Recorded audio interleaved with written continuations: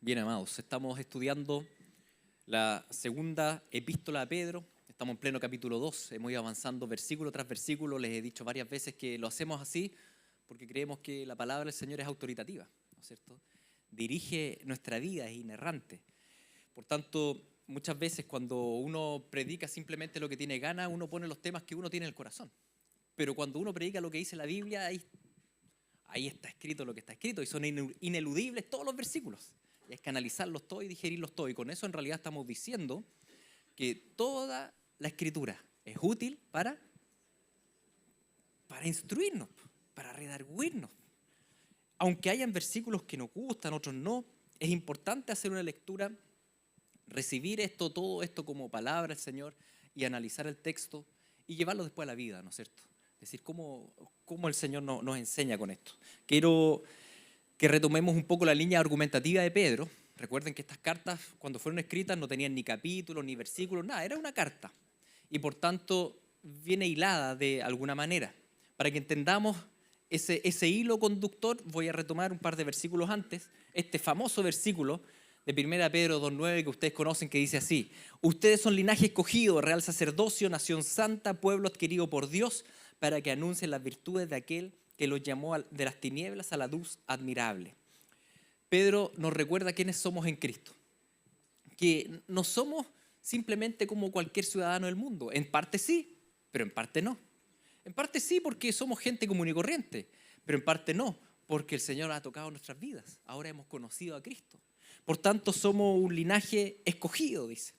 Esto lo estuvimos analizando, lo vio Luis Miguel, después lo vio Daniel.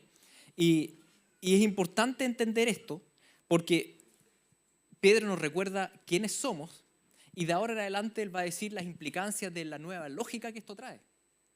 Porque si en Cristo yo soy ahora un nuevo pueblo, ese nuevo pueblo tiene otra manera de razonar, de ver la vida, de pensar, de priorizar las cosas. Tiene nuevas lógicas. Entonces primero él nos pone ahí y después va a empezar a trabajar las motivaciones y los objetivos y por qué tomo las decisiones que tomo y cómo el Señor dirige nuestra vida. Tus motivaciones ya no son las mismas que antes, tus objetivos, tu propósito, tu forma de ver la vida ahora es otra. ¿Cuál otra? Bueno, anunciar las virtudes de Dios con palabras, con obras y vivir para su gloria, ya no para la nuestra. Por tanto, después prosigue de esta manera. Dice: amados, yo os ruego, esto lo vimos el domingo pasado, como extranjeros y peregrinos, que se abstengan de los deseos de la carne, que batallan contra el alma, manteniendo buena vuestra manera de vivir entre los gentiles, para que en lo que murmuran de ustedes como malhechores, glorifiquen a Dios en el día de la visitación, al considerar vuestras buenas obras. Alguien que considera esta vida como su principal vida, vivirá en pos de sí mismo y de su propia felicidad, ¿no es cierto? De su propia satisfacción. En cambio, alguien que vive para Dios, que entiende que ya no es de acá, que entiende que está de paso, que es extranjero, que es peregrino, ya no vive en pos de sí mismo, vive en pos de la voluntad de Dios. Y por tanto es distinto, porque al entender que somos extranjeros y peregrinos, nos abstenemos de los deseos de nuestra carne que batallan en nosotros. Todos nosotros tenemos una carne caída que tiende al mal. Si yo sé que estoy de paso y voy a la presencia del Señor, yo voy a batallar contra mí mismo. En cambio, si yo digo, no, todo lo que tengo es esta propia vida, y esta vida yo me voy a dejar lanzar por mis propias pasiones. ¿Me entiendes? Son dos caminos muy distintos. Uno es ancho y espacioso, y todo el mundo va por ahí, el camino de la carne. Otro es angosto y es difícil, es tortuoso, porque es una lucha contra mí mismo. Y es complejo, porque si yo me arranco a la China, allá también voy a estar yo. Y si yo me arranco a Australia, allá mismo voy a estar yo. Por eso esta tendencia que a veces tenemos, que cuando tenemos ciertos problemas, me voy a ir de acá, me voy a otro lugar. El problema es que te llevas a ti mismo contigo. Y eso es un problema, porque esa es la batalla. Esa es la lucha, nuestra lucha interna, lo que vivimos nosotros. Entonces, no es una mera verdad intelectual, sino que una cosmovisión que impacta todo nuestro actuar. No es solo un conocimiento doctrinal mental, sino que Pedro está diciendo, mira, si tú entiendes que eres extranjero y peregrino, que eres un real sacerdocio, una nación santa, eso va a impactar tu manera de vivir. Y yo creo que hasta ahí todos decimos, sí, amén, Pedro, estamos súper claros, solo que ahora Pedro nos va a dar tres ejemplos de qué significa vivir como extranjeros y peregrinos glorificando al Señor. ¿Y qué significa, cómo se contrasta eso versus ser ciudadano del mundo y vivir en pos de la propia felicidad pasajera? Y esos tres ejemplos concretos, yo creo que nos hacen cambiar la cara. Y ya no le decimos tan sí, amén a Pedro, sino que Pedro, tal vez te fuiste al chancho. Porque los tres ejemplos que da de esto son bien complicados. El primer ejemplo lo vimos la semana pasada. Es este.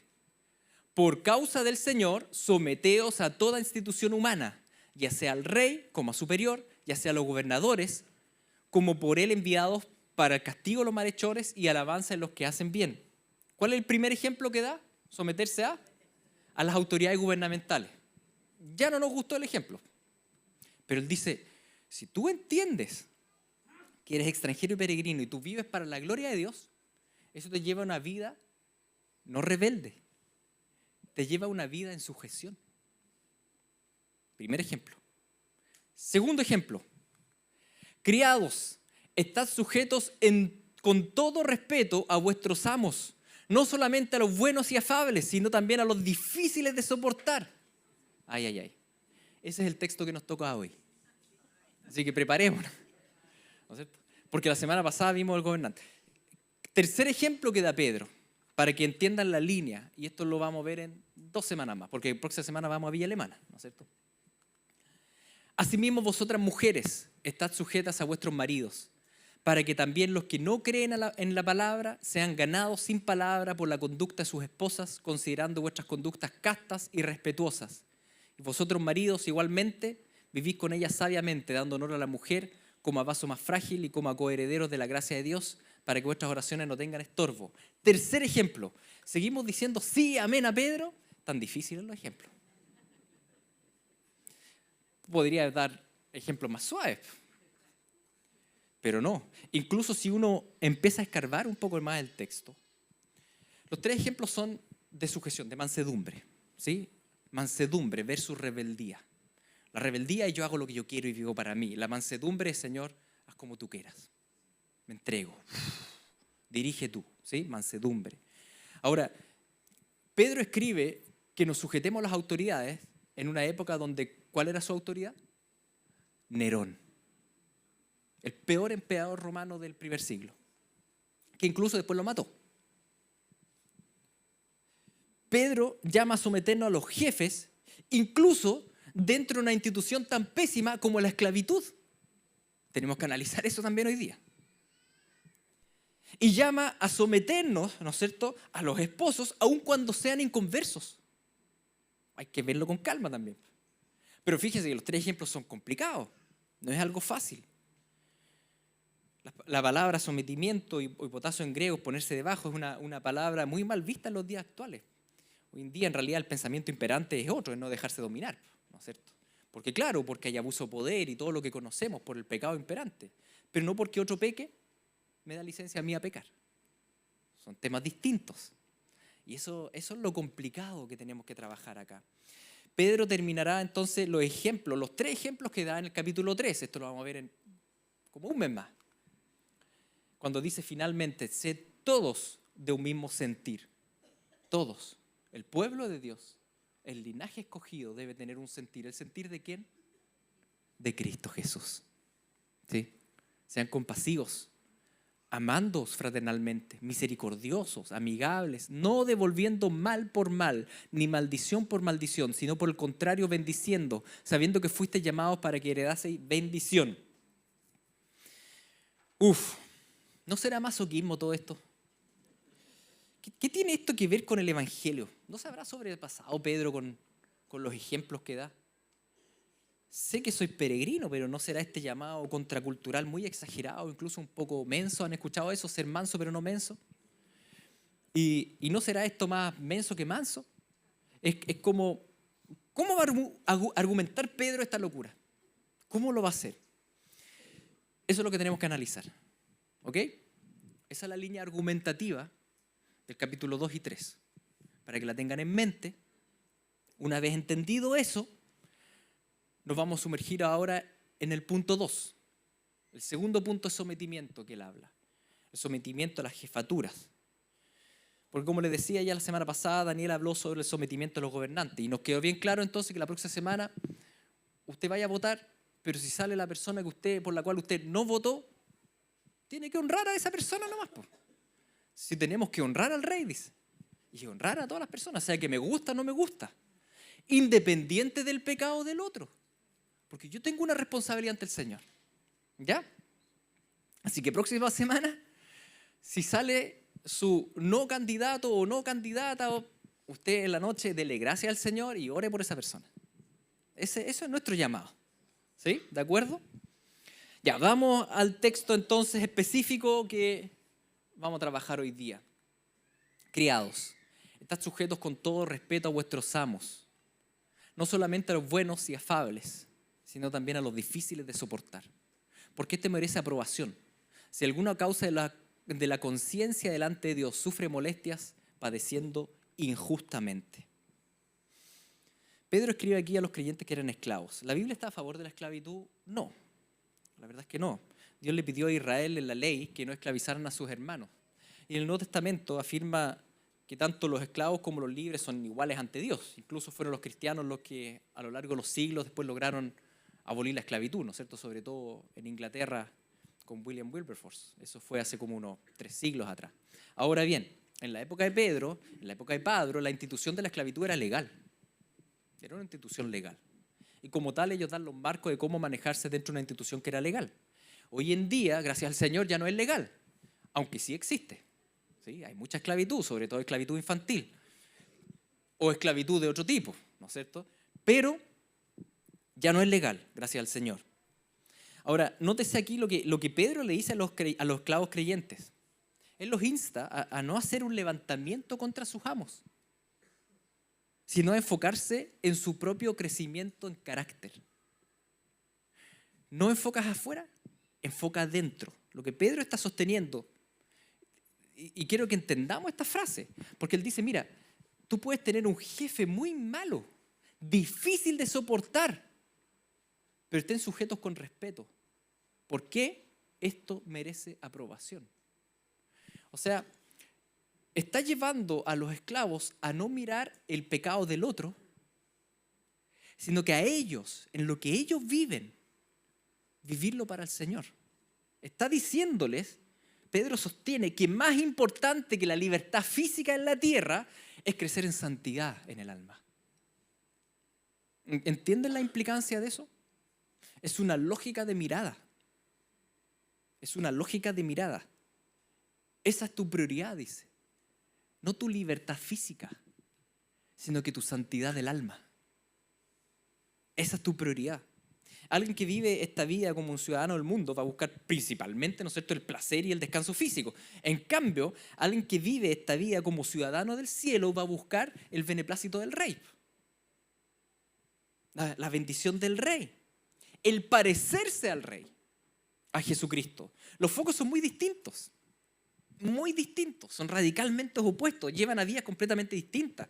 De hecho, hoy en día vemos lamentablemente 2 tipos de cristianos también en esto.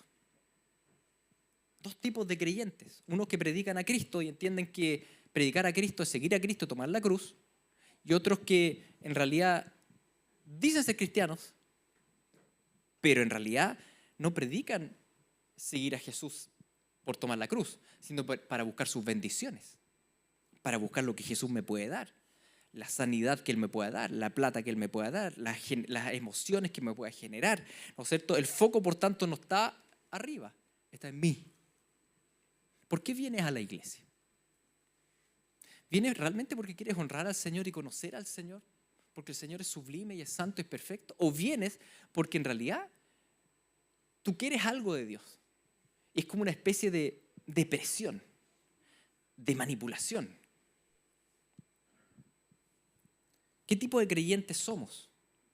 Nuestro foco está realmente en Jesús, en ser como Él, en seguirlo a Él. Fíjese que en la época de Jesús, multitudes seguían a Jesús.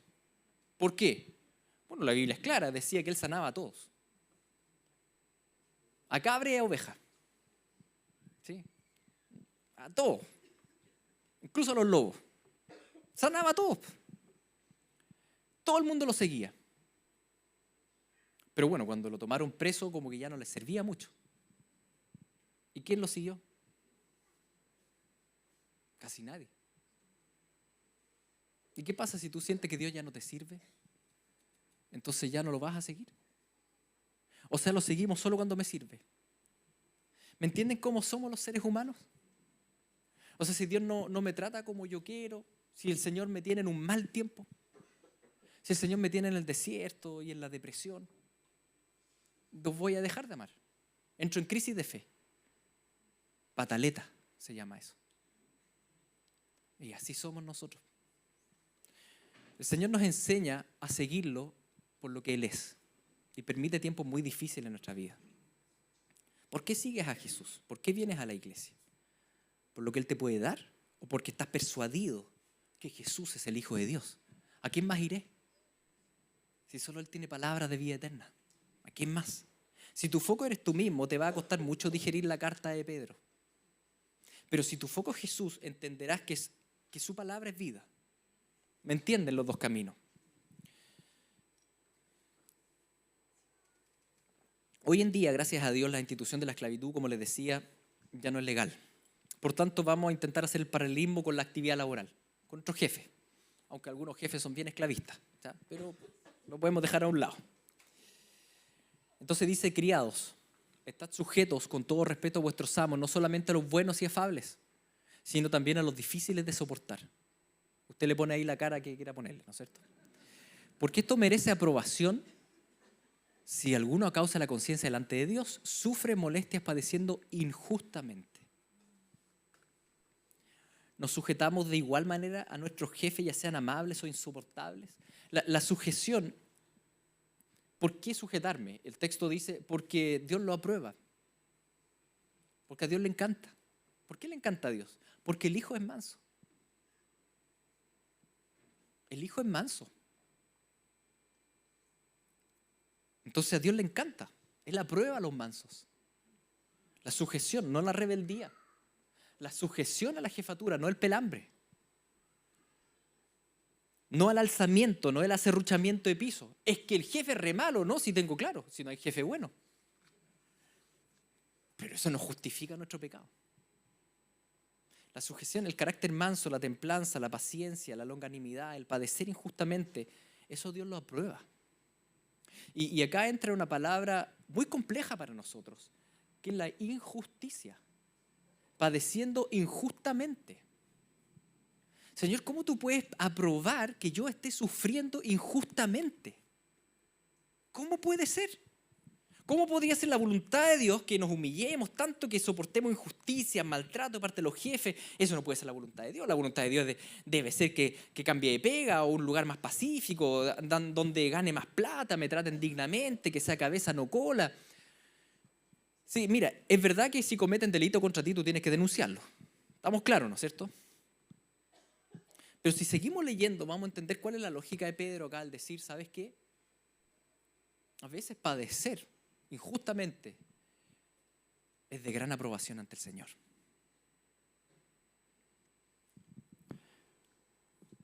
Continúa, dice, pues, ¿qué gloria es?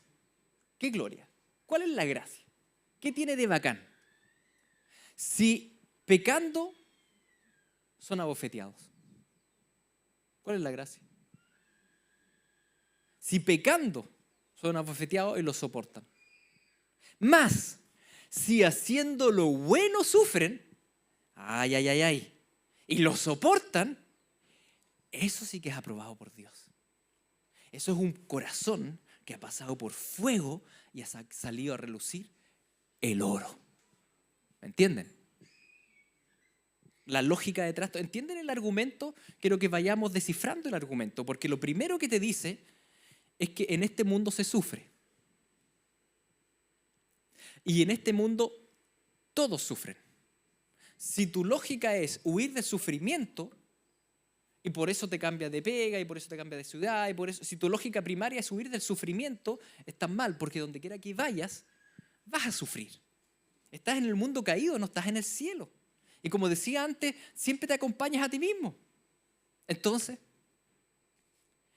todos sufren. Segundo punto, existen dos tipos de grandes sufrimientos. Un sufrimiento que nos merecemos, porque la buscamos. Disciplina por nuestro pecado, nos portamos mal, tomamos malas decisiones, ¿no es cierto? Y tantos ejemplos que podría dar que no quiero dar porque, ¿para qué? Ustedes los conocen. Pero hay otro tipo de sufrimiento. Un sufrimiento que la verdad es injusto. Un sufrimiento donde yo he hecho el bien. Lo que yo dije, lo pensé bien. Nunca pensé mal. Lo que yo hice, lo hice en buena onda. Me intenté comportar lo mejor posible. Pero me aplastan. Un sufrimiento injusto. ¿Cuál de esos dos sufrimientos es bueno? Dice la palabra. El sufrimiento injusto es bueno. Porque ¿cuál es la gracia de sufrir porque te portaste mal? El sufrimiento injusto es el bueno. Porque el sufrimiento injusto es un poquitito lo que vivió nuestro Señor. Y para allá va a ir el texto. Para allá va a ir. Responder al mal con bien, el ser compasivos, misericordiosos, amigables, aun cuando han sido conmigo todo lo contrario. Todo lo contrario. Responder a la maldición con bendición. Eso es oro. Responder a la maldición con bendición. Vencer al mal con bien. Eso es oro. Pero ¿cuál es la gracia de responder al mal con mal? Peor aún, si yo fui el que inició el mal, y el otro me responde mal, ¿qué ando llorando? Yo no sé qué tipo de sufrimiento estás teniendo. Y es bueno que lo analices. Si tu sufrimiento es a causa de tu propio pecado o realmente es un sufrimiento injusto. Si es por tu propio pecado, arrepiéntete ante el Señor. Pídele perdón, dile a Jesucristo, ya entendí. Pasa de mí esta copa si es posible. Si realmente tú te examinas ante el Señor y dices, realmente yo en este sufrimiento no veo realmente un pecado en mi parte, aunque siempre pueden haber cosas, pero entonces dile, gracias Señor, porque me permites sufrir injustamente, porque eso es agradable ante ti. No porque el Señor me quiera ver sufrir, simplemente. No, va por ahí el texto, veamos por dónde va el texto. ¿Por qué es muy aprobado por Dios? ¿Por qué?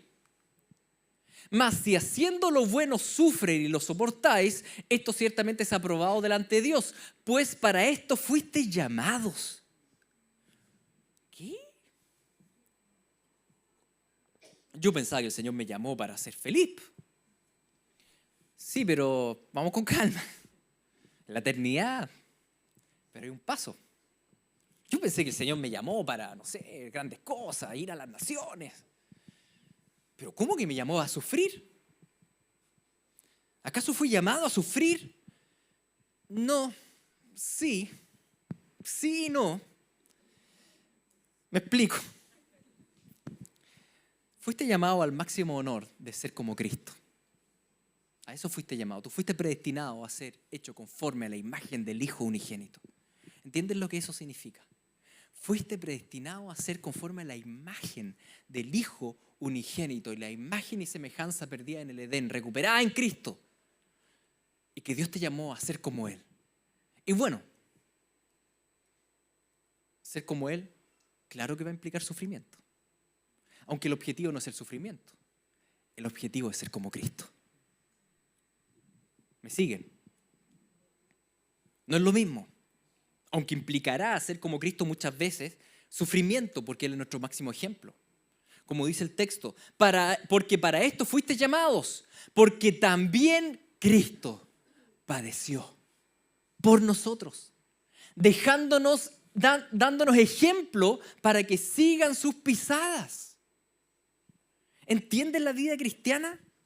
Tú fuiste llamado a ser conforme al Hijo, a seguir las pisadas del Hijo. Y claro que las pisadas del Hijo no te llevan al trono de Roma. Las pisadas del Hijo no te llevan a un puesto de honor en la ONU.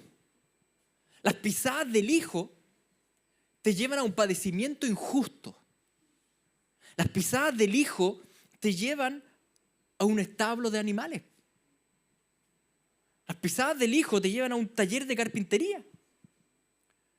No es como la gloria y la fama que te imaginabas. Señor, yo estaba tan bien antes y todo, y ahora todo mal y todo está perdido y todo está abajo. ¿Todo está perdido realmente? ¿O realmente el Señor te ha ido llevando por las pisadas del Hijo? Sus pisadas nos llevan en esta vida a la máxima gerencia de la más grande cadena de supermercados, sino que a dormir a la intemperie y tener una piedra de cojín. Eso es lo que Él dijo. ¿Me quieres seguir? Tú sabes que yo ocupo piedra como cojín. Y ni siquiera me la puedo llevar, muy pesada. Sus pisadas nos llevan al buen renombre, a la fama honrosa en esta vida, sino más bien a la burla y los azotes, al Calvario, a la tumba. Pero ojo, también a la resurrección y a la gloria eterna y al Monte Santo, donde vamos a estar acompañados por millares y millares de ángeles y de primogénitos de la creación. Aquellos santos resucitados en Cristo Jesús. ¿Entiendes dónde guían las pisadas de Cristo? Las pisadas de Cristo a las cuales somos llamados a seguir, si bien llevan a gloria futura, hay que pasar por el Calvario primero. Y el Calvario es sufrimiento injusto. Es sufrimiento injusto. Por eso eres bienaventurado si hoy día lloras. Pero no si lloras simplemente porque estás sufriendo porque tú mismo pecaste, sino que bienaventurado si lloras porque la verdad estás viviendo un sufrimiento injusto.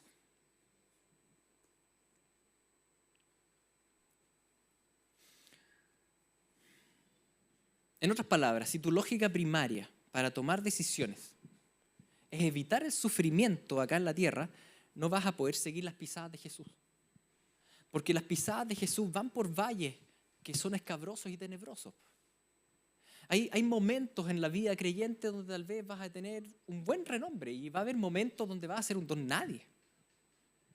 Y va a haber momentos donde la gente te va a amar y momentos donde la gente te va a odiar. Es seguir las pisadas de Jesús. Va a haber momentos donde te vas a sentir absolutamente bendecido, prosperado, pero va a haber otros momentos donde realmente tu único bien va a ser Jesús y la relación con Él. Y nada más. Va a haber momentos y momentos. Es una senda estrecha y tortuosa. Porque estas pisadas de Jesús, las que seguimos, fijémonos lo que dice Él. Dice que Él, el cual no hizo pecado, ni se halló engaño en su boca. Quien cuando le maldecían no respondía con maldición. Cuando padecía no amenazaba, sino que encomendaba la causa al que juzga justamente. A Él seguimos. Y por Él, Pedro dice, queridos esclavos, recuerden que aunque ustedes tienen amos que son malos, el objetivo de su vida es parecerse a Jesús. No es simplemente no tener cadenas. El objetivo de tu vida es parecerte a Cristo. Esa es la lógica que está detrás. Piensa en las dificultades, en las contiendas que estás viviendo en el trabajo, en la familia. ¿Han hablado mal de ti? ¿Cómo respondiste a eso? ¿Con la misma moneda o peor? Esta me la va a pagar. Yo sé qué decir para herirlo. ¿Cómo hemos respondido? Jesús no hizo pecado, ni se halló engaño en su boca. ¿Ha habido engaño en tu boca? ¿Has mentido para que tu jefe no te rete? La típica, ¿no es cierto? Has cambiado los datos, falseado la asistencia, has engañado, que hay que cumplir las metas. Recuerda que tu objetivo en esta vida no es ganar más plata, ni tampoco es que tu jefe opine bien de ti. Tu objetivo en esta vida es parecerte a Cristo. Ese es tu objetivo. Tal vez nos hemos perdido del objetivo. Jesús cuando le maldecían no respondía con maldición. ¿Cómo está nuestra actitud ante las maldiciones, los garabatos de los demás, nuestras actitudes violentas con los demás? Cuando Jesús padecía, pudiendo amenazar con toda propiedad, pudiendo decirle a todos los que estaban ahí, miren, tanda de pulgas, yo puedo hacer así y los aplasto. pudiendo amenazar, no lo hizo, sino que cayó y encomendó ¿a quién? Al Padre toda la justicia. Lo primero que fluye de tu boca habla de lo que llena tu corazón. Si lo que fluye de tu boca es la agresividad, la pelea, entonces tu corazón no está lleno de Jesús y del cielo. Así de sencillo. Sino de la tierra y de amor al mundo pasajero. ¿Qué es lo que fluye primero de tu boca? ¿De qué te estás llenando?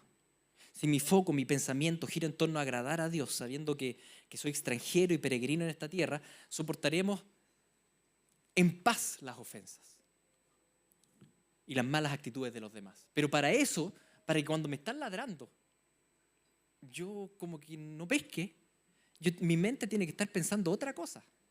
Tiene que estar pensando en el Señor. Mi ser tiene que estar lleno de Él. Porque si no, al mal voy a responder con mal. Eso es lo natural que surge de la carne caída. Si estamos respondiendo al mal con mal, hemos estado comiendo mal, como lo dijimos hace un par de semanas atrás. Si mi foco, mi pensamiento gira en torno a agradar a Dios, saber que soy extranjero y peregrino en esta tierra, si mi foco, mi pensamiento gira en torno a esas cosas y no en torno al huir del sufrimiento, a vivir cómodamente, entonces no voy a tener una actitud de lucha, de agresividad. La lucha, la rebeldía es bien vista en el mundo, pero no son las pisadas que dejó Jesús. No son. Quien cuando padecía no amenazaba, sino encomendaba la causa al que juzga justamente, dice. ¿Qué injusticia estás sufriendo? ¿Has optado por amenazar o por encomendar en silencio la causa al que juzga justamente? Siempre tienes que salir con la última palabra, la última frase. Estás muy mal porque tú quieres que el otro entienda. ¿Y qué tal si nunca entiende? ¿Significa que siempre tienes que estar mal? ¿O más bien tú puedes estar en paz si encomiendas al que juzga justamente toda la situación? Lo encomiendas. ¿Estás siguiendo las pisadas de Cristo o el egocentrismo carnal? Ahora viene esto de dejarlo en las manos del Señor. Hago otra vez un paréntesis. Están cometiendo un delito contra ti, tú tienes que denunciarlo. ¿Sí? No significa una pasividad, pero sí significa paz. No sé si me entienden la diferencia.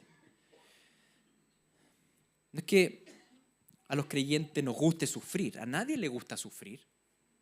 No es así. Pero hemos entendido que tenemos el bien y el gozo máximo, que es estar con Jesús, estar una eternidad con Él. Él es mi máximo bien. Yo quiero estar cerca de Él, lleno de Cristo, y por tanto parecerme a Él en todo y en todas las situaciones, actuar como Él. Ese es nuestro objetivo. Eso es seguir las pisadas de Jesús. Jesús es el camino. ¿Entienden? Yo soy el camino, dijo Él. El camino. ¿Cuál es el camino? Las huellas de Cristo. Entonces tú vas por esas huellas y en todas las circunstancias tú vas conversando con Él. Vas diciendo, Señor, ¿qué hubieses hecho tú en esta situación? Y le vas conociendo y vas reaccionando como Él y todo el día la mente enfocada en Él. Ese es el camino que es Cristo. Seguir las pisadas de Él, no las pisadas del mundo. Es que todos los demás, es que da lo mismo todos los demás. Tú no sigues las pisadas del mundo. Las pisadas, tú no sigues las pisadas del dinero, de la fama, del poder. Tú sigues las pisadas de Jesús. No de los amigos, no de las redes sociales, no del que dirán. Tú sigues las pisadas de Jesús. Tú eres linaje escogido. ¿Entiendes las implicancias? Sí, pero es que todos los compañeros del trabajo están así. Sí, pero tú eres real sacerdocio. Es distinto. Ya, pero lo que pasa es que, tranquilo, es que tú eres extranjero. Tú eres peregrino. Amado hijita del Señor, recuerda que tú sigues a Jesús, quien llevó Él mismo nuestros pecados en su cuerpo, sobre el madero, para que nosotros, estando muertos a los pecados, vivamos a la justicia. Y por cuya herida tú fuiste sanado. Porque vosotros erais como ovejas descarriadas, pero ahora han vuelto al pastor y obispo de vuestras almas. ¿Entienden esto? En otras palabras, cuando sufras injustamente, recuerda que tú primero hiciste sufrir injustamente a nuestro Señor. Fue por mi pecado que Él sufrió injustamente. Por tanto, todo sufrimiento injusto que nosotros vivimos, en realidad, no es tan injusto. No es tan injusto.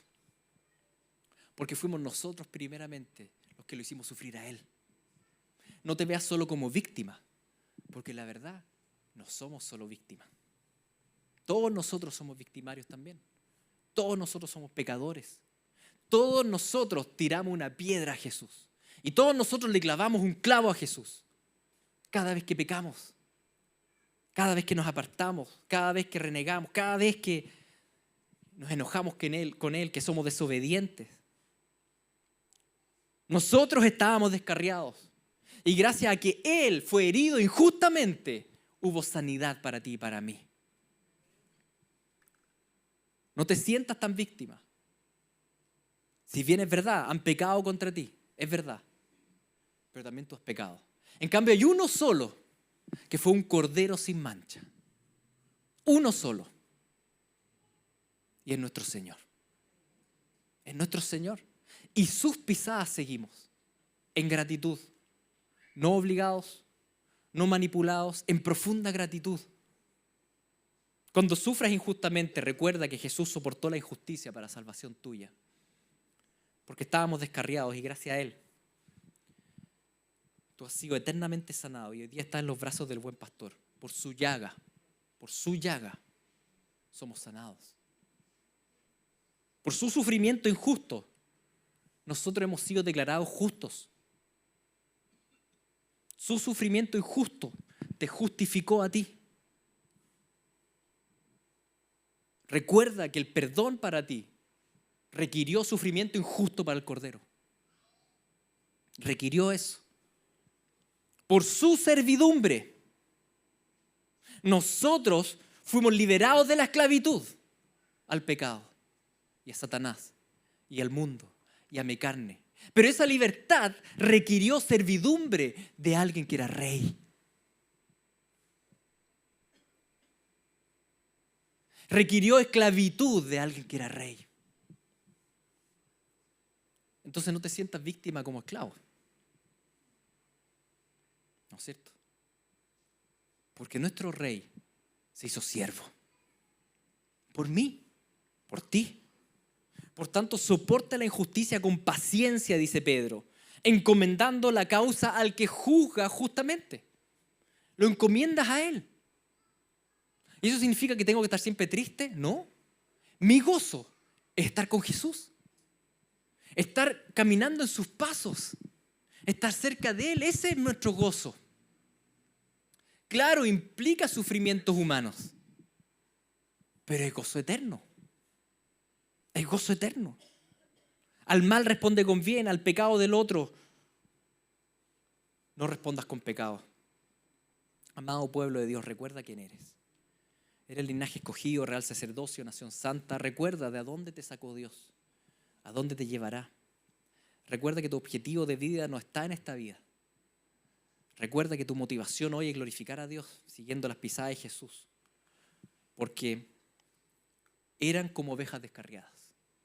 Pero ahora han vuelto al pastor y obispo de vuestras almas. Qué lindo texto. Vamos a orar. Padre Santo, te damos gracias por tu amor. Gracias porque primeramente tú sufriste injusticias por nosotros para salvarnos. Señor, perdónanos porque muchas veces nos consideramos tan víctimas. A veces realmente lo somos, pero muchas veces no. Limpia nuestro corazón. Perdónanos. Y ayúdanos cuando suframos injustamente a sufrir encomendando todas las injusticias en tus manos, sabiendo que tú nos amas eternamente, que tú lo ves todo, que en ti hay reposo, que somos una nación santa, que se dirige a gozo eterno. Recuérdanos el Evangelio, que al mal podamos responder con bien. Que no amemos solamente a nuestros amigos, como dice la Escritura, sino que también a nuestros enemigos. Te lo pedimos en el nombre de Jesús. Amén. Vamos a tener un tiempo de alabanza. Recuerden que próxima semana, ¿dónde nos juntamos? Villa Alemana, a las 11 de la mañana.